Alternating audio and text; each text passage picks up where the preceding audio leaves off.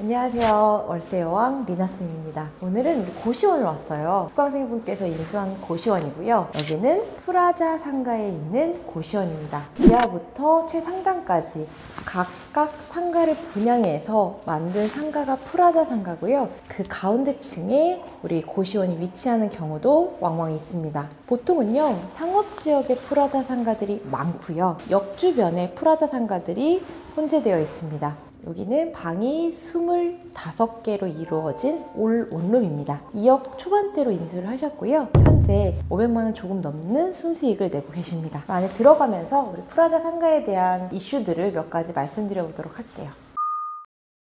프라자 상가의 가장 큰 장점은요, 바로 이거예요, 여러분. 엘리베이터가 2대예요. 우리가 엘리베이터를 오래 기다리지 않아도 이게 2대가 있기 때문에 어떤 걸 선택해도 조금 빠르게 올라올 수 있다라는 게 가장 큰 장점입니다. 하지만 이에 따른 단점도 분명히 있어요. 프라자 상가는 관리비가 조금 비싼 경향이 있습니다. 지하층부터 최상단층까지 각각 개별 분양이기 때문에 주인이 달라요. 따라서 관리단이 있고, 이 관리단에서 관리해주는 역할이 굉장히 큽니다. 주차장 관리, 정화조도 관리를 해야 되는 거고, 그 다음에 엘리베이터, 숨만 쉬어도 나가는 공용 관리비에 대한 포지션이 굉장히 커요. 따라서 프라자 상가의 고시원을 인수하실 때는요, 꼭 그 관리비 영수증을 확인하셔서 우리가 나가는 지출 비용에 포함을 시키셔야지 됩니다. 그래도 수익률이 많이 나는 곳이 많기 때문에 프라자 상가라고 해서 다 나쁜 건 아니에요. 제가 여기 들어와서 깜짝 놀란 게 있어요. 고급 호텔 또는 5성급 호텔이나 외국의 프리미엄 스테이를 가보시면 호실판만 비추는 이렇게 간접 조명이 있습니다. 이거를 고시원에서 연출을 하셨어요. 프라자 상가라서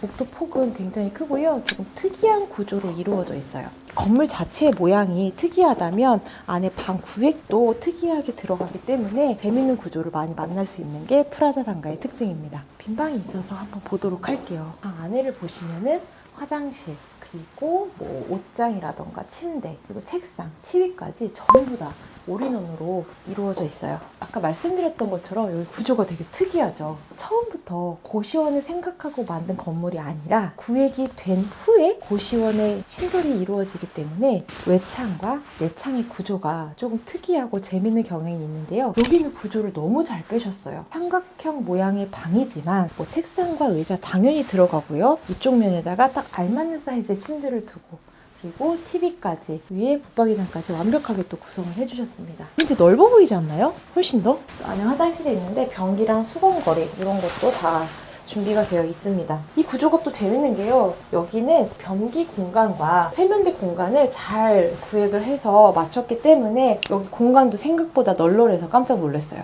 복도폭도 신소방 같죠? 신소방. 안에도 위에 내창 구조지만 위에 창이 있고 복도폭이 넓기 때문에 답답한 느낌이 전혀 없습니다. 여기 가보시면은, 자, 여러분, 바로 이겁니다. 프라자 상가 자체가요, 100평 이상의 넓은 대지를 차지하고 있는 건물이 올라가기 때문에 다른 건물들보다 훨씬 더 단단하고 튼튼하게 지어져야 됩니다. 따라서 이 가운데 이 기둥이 들어간 거예요. 그리고 건물이 먼저 지어진 후에 고시원이 들어왔기 때문에 이렇게 지나가는 중간중간에 생뚱맞게 기둥을 만날 수도 있습니다. 공간이 굉장히 미로찾기처럼 되어 있는데요. 이쪽을 쭉 들어오시면 앞쪽에 주방이 준비되어 있습니다. 짠! 여기가 주방인데요, 심플합니다. 싱크대 있고 정수기 있고 인덕션 있고 이렇게 해서 구획을 해주셨어요. 여기도 타일 붙이셨어요. 여기 타일 붙여놓으니까 예쁘네요. 우리 여기 수강생분께서는요, 물건을 되게 많이 검토를 하셨고 물건을 만날 때마다 저한테 피드백을 받으셨어요. 피드백을 받으셨기 때문에 우리가 실수 없이 좋은 물건을 만날 수 있지 않았나 라고 저는 생각합니다. 여러분, 지금 되게 신기한 걸 발견했습니다. 이게 하단에 검은 색깔이 있는 거예요. 보이시나요? 검은 색깔이 보이는 거죠. 원장님한테 여쭤보니까 음식물 처리기래요.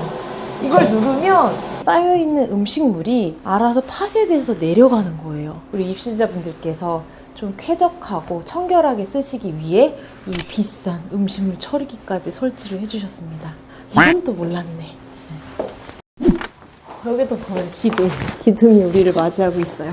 그래도 방이 없어서 참 다행이에요. 여기는 구획을 굉장히 잘한 고시원입니다. 이게 방 안에 있다고 생각해보세요, 여러분. 그나마 기획을 잘 해서 공간을 만든 고시원이다 라고 볼 수 있습니다. 여기도 또 미로찾기 같죠?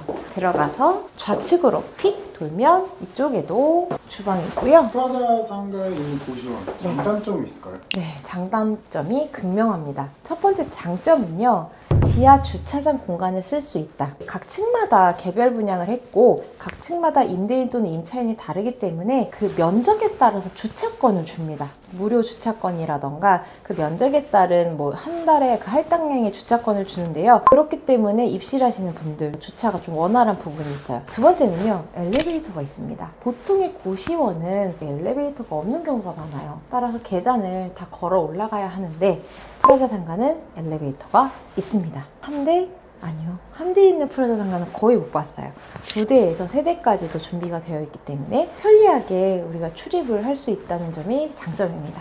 그리고 단점 한번 말씀드려 볼게요. 관리단이 있기 때문에 당연히 관리비가 비쌉니다. 프라자 상가마다 숨만 쉬어도 내야 하는 관리비 비용이요. 너무나 천차만별이기 때문에 프라자 상가의 고시원 매물을 만났을 때는요. 꼭 관리비 영수증을 받아서 내가 개별적으로 썼을 때 내는 비용과 이 건물을 관리하면서 내는 비용을 분리시켜서 계산을 해보세요. 그것까지 계산을 했을 때 순수익이 어느 정도 나는지 판단을 해서 매수를 하시면 됩니다. 단점이 하나 더 있는데요. 층 사이에 껴있다 보니까 아래층이 조용한 업장이 아닌 플라텍, 7080, 헬스장 등등 시끄러운 업장에 들어오면은 수면에 방해가 됩니다. 소음을 아무리 막는다고 해도 벽을 타고 올라가는 경우가 많기 때문에 프라자 상가의 고시원을 보실 때는요. 아래층과 위층의 업종 파악이 가장 중요하고요. 근데 여기는요. 들어오니까 조용해요. 아래층에 이제 병원이 있고 위층도 조용한 업종들이 있기 때문에 우리가 고시원으로 운영을 하기에 굉장히 적합한 장소다라고 볼 수 있습니다.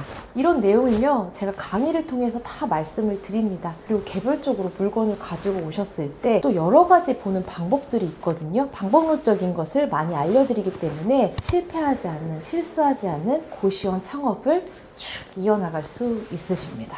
자, 오늘은 프라자 상가 안에 있는 고시원을 소개시켜 드렸고요. 이렇게 고시원 창업 준비만 했다가 아직 오픈을 안 하셨던 분들은 이번 제 강의를 통해서 한번 용기를 내보셨으면 좋겠습니다. 관심 있으신 분들은요. 아래 폼을 통해서 신청해 주시고요. 다음에 수익률 많이 나는 물건을 또 보여드리도록 하겠습니다. 오늘은 여기까지.